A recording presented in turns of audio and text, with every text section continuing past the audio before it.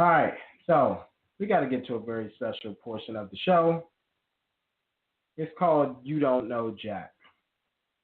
And who I have for this week is none other than Nick Wright on First Things First on FS1.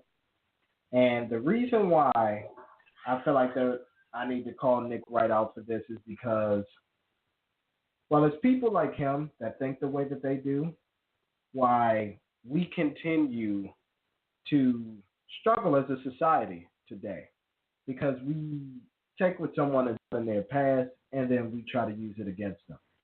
Now, the question for this segment of that show was how much pressure is on Dak Prescott tonight? That was leading into that Redskins and Dallas game. And I repeat the question again. It says, how much pressure is on Dak Prescott tonight? Here's what Nick Wright had to say, you all. All of a sudden, and you've been on this, I will give you credit on this, you've been on this from basically the first week of the season. I was a late arrival to how bad the Cowboys receiving corps actually is. But you're saying it's only three games till you get Zeke back.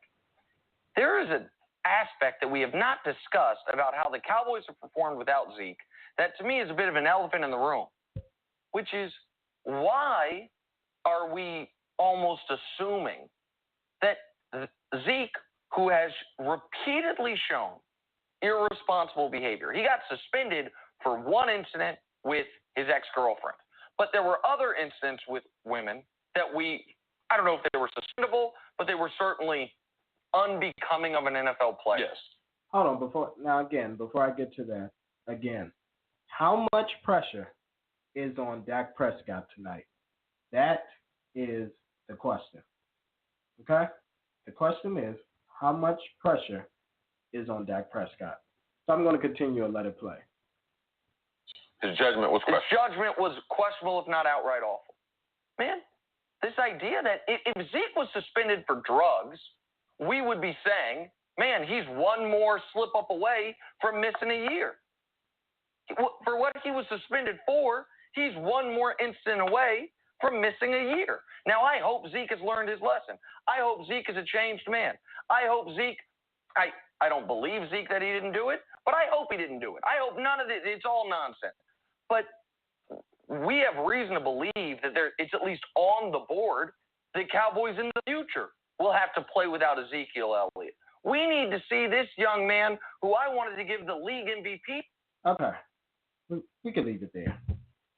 So basically what Nick Wright is saying is Dak should automatically be prepared to play without Zeke because of his incidents in the past. And 9 times out of 10, he's going to be missing in action again from a suspension.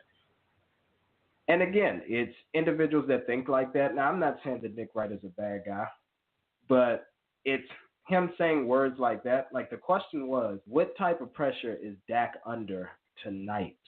Okay? So for you to bring someone in who's decided to forego his appeal and do his suspension, and Zeke is overseas training, and the reason why he's overseas training is because he can't have any contact with the team, and him and Dak are roommates. So with that being said, he doesn't want any tampering or anything or for Dak to get in trouble. But why are you bringing up this man's history and what he's done? I'm just curious. You know, if we always labeled Kobe Bryant a raper, guess what? He wouldn't have won 2 more championships. Did we say that, hey, because Ray Lewis was caught up in murder, the next season the Ravens should be prepared to play without Ray Lewis because 9 times out of 10 he's going to murder someone else? Or in Ben Roethlisberger's case, hey, he keeps getting in trouble with these college girls. The Steelers should look to draft another quarterback because he'll probably rape more women in the future. What does Ezekiel Elliott and his suspension have to do with the pressure that Dak Prescott was under that evening?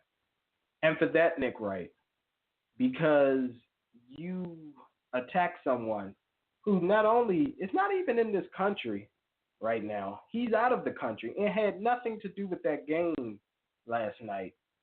I have some words from our friend D-Jack. You don't know Jack. And we're just going to leave it at that. I love it.